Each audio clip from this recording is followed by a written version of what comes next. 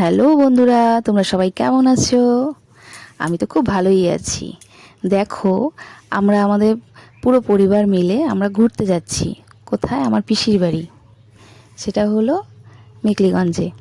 দেখো, মেকলিগঞ্জে যাওয়ার জন্য আমরা বাস ধরলাম, হলদিবাড়ি বাস।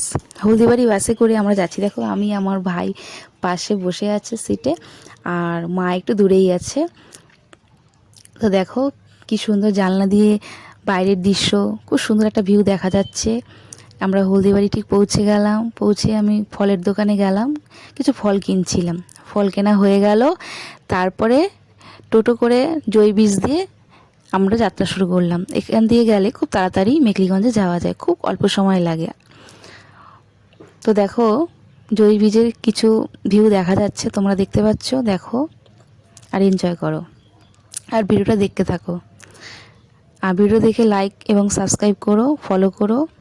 তোমরা কিন্তু একদম লাইক খুব কম করছো, আর সাবস্ক্রাইব তো সেরকম করছোই না। প্লিজ প্লিজ বন্ধুরা, তোমরা লাইক এবং সাবস্ক্রাইব করো। দেখো কি সুন্দর ভিউ, অসাধারণ, দারুণ সুন্দর। আমার তো দারুণ লাগে এই জয় বিচে যেতে।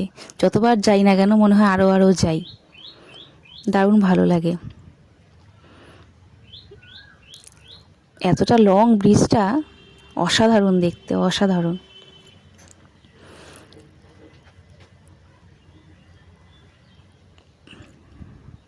দেখো জয় বীজটা শেষ হয়ে গেল। এরপর মেকলিগঞ্জের দিকে যাচ্ছে, টার্নিং নিচ্ছে।